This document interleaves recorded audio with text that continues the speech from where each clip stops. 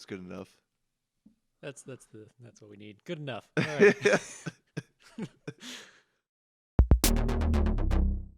Welcome back to Impaired Films. Today I'm with Davis, my co-host, Hello. and we are reviewing Divorce Court, starring Adam Driver and Scarlett Johansson. A young couple ready to get it over with so they can finally start enjoying life. You mean Marriage Story? Oh yeah, Marriage Story. But yeah. So it's about Adam Driver and Scarlett Johansson. They're just a married couple with a kid, and it's just kind of a realistic take on divorce. Very depressing. Not a movie you wanna. You thought this was depressing? Yeah. I thought this was a comedy. What? I was laughing the whole way through. Maybe we had different takes on this. I watched this one with my wife. Oh, okay. I'm also a child of divorce, so maybe that's why it hit me a little differently. Okay, maybe. I, Yeah, for me it was pretty intense. Like I don't know if I would view it a comedy type. It had some like comedy elements though, definitely. Like I thought this was a pretty funny movie. I don't know. Oh man. Well, because let me get to my notes. Okay. Okay, are we going spoiler free on this? Or are we going into spoilers? We're I say we go into spoilers. we're going into spoilers because I feel like you can't really talk about this movie without it, Yeah, or the way I want to talk about it, I guess. Yeah, I agree. I think it kind of need to dive in. So spoiler warning. So, I guess let's start out with just like a synopsis of the story. You've got Adam Driver, who's a director of an off-Broadway film or show, Yeah, and Scarlett Johansson's like his lead role. And I guess she's not very happy.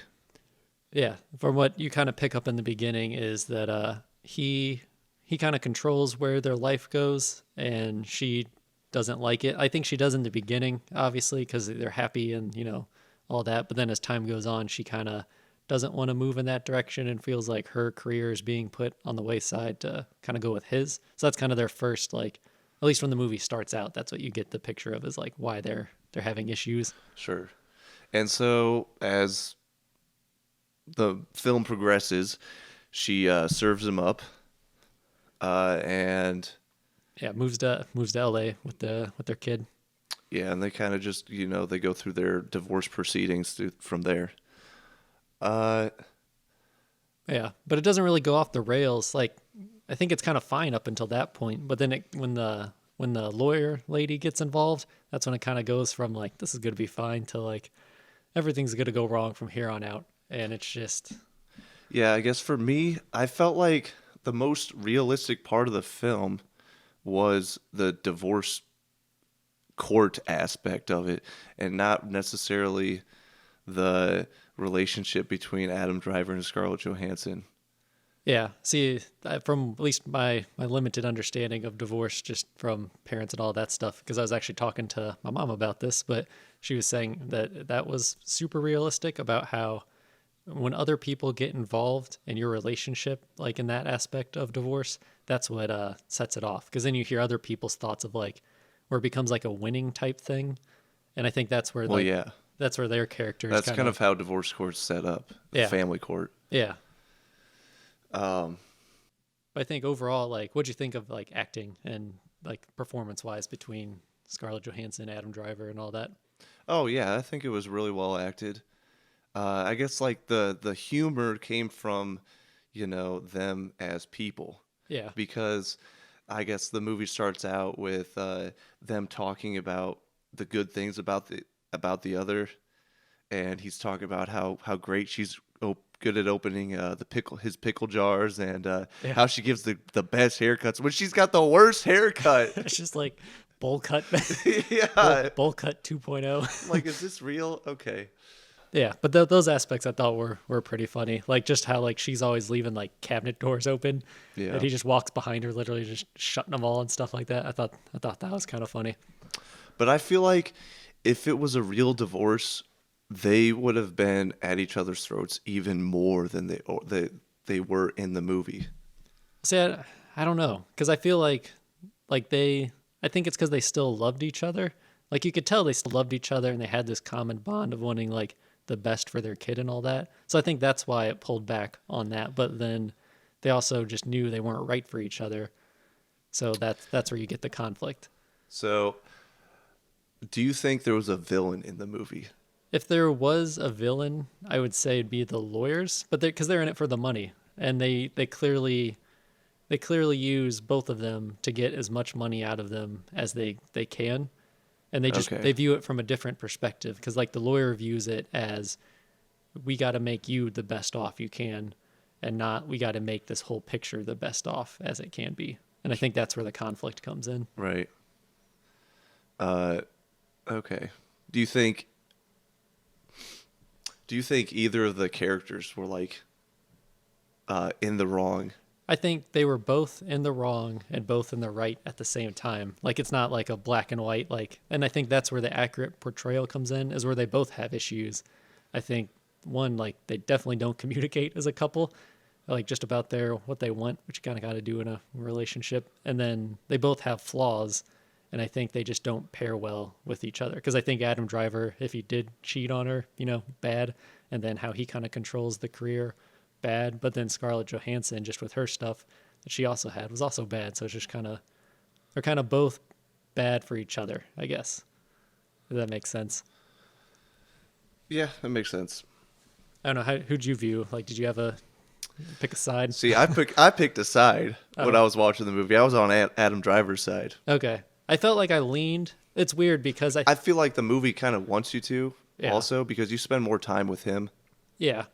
Well, I think because I think if you could like see the movie, what happened before the movie, I think you'd be on Scarlett Johansson's side. And then I don't know. I disagree.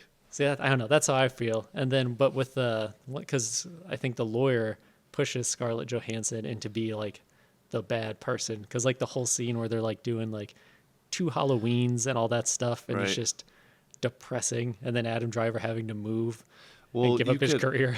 You could like there was like okay, so Adam Driver was like, okay, we were just gonna do this, me and you, we were gonna have lawyers get involved, right? Yeah. And there'd be like scenes where, like for instance, like the end of the movie where they get 45-55 custody or whatever. Yeah. Like she's like, I'm not really sure. I didn't really want this. I wanted to be 50-50, right? And the divorce lawyer is like, well, it's you won, honey, you won. And you could say that the divorce lawyers were being like, manipulative to get their way or whatever. But ultimately, at the end of the day, you're the boss paying the bills. You get what you want. Yeah. It kind of also reminded me of like, how there's the whole thing of like if you go to war with someone, like if you start out with bows and arrows, they got to get bows and arrows, and then it just keeps escalating to see who Yeah. can win. I felt like it was like that, but just in a marriage. Like they And kept, you got nuclear at the end. yeah, because like when Adam Driver pulls out, the big lawyer, and the girl, like when he walks in with that lawyer, the Scarlett Johansson lawyer is like, oh man, we got to change our whole entire thing. And she goes, why? Because it just got real, basically. Like it's kind of just escalated warfare at that point. Yeah. I thought it was a good movie. Yeah, the scene where Adam Driver accidentally cuts his own wrist in front of the Child Protective Service lady Right. or whatever. I thought that was like the most cringy scene I've ever had to watch. Just uncomfortable because it's just like he's literally bleeding on the girl as she's like trying to get out the door and stuff. And this is for like custody of his child, and he's bleeding on the lady who controls that. Yeah, I thought that was kind of funny too. Yeah, like that was like funny, and like how The Office is funny, where it's just like uncomfortable funny. That, and then my other standout scene would have to be like when they argue in his apartment and he punches the hole in the wall and he's like screaming, "I wish you were dead." Yeah, I feel like that is almost what the movie. It should have been more of that. See, I don't know. I don't know if that's how people are in real life. Like I feel like that if you do too much of that, you get into this is a movie and we're acting. Whereas if you hold back on that, you get more of a this is a realistic portrayal, I guess. Okay. Which I think, from what I understand, the director, it's highly based off of his divorce and Scarlett Johansson's divorce and one other one of the writers, I think, divorced. Like they all kind of threw in what happened to them, because I mean the director divorced his wife, who was an actor in his movies and stuff. So it kind of has, very similar things. So I think they were basing it off of just their real lives, which I thought was kind of cool. Yeah. It felt, accurate mostly, I guess. Yeah. I don't know. I liked it just because it was different than what I normally watch. And I don't know. I like Noah Baumbach. I think he usually tells pretty grounded stories as a director. So I enjoyed that aspect of it too. But So would you recommend this movie? for me, it's a high recommend. I feel like if you want to be really uncomfortable, watch it with your significant other. That's always fun. But yeah, I would say high recommend.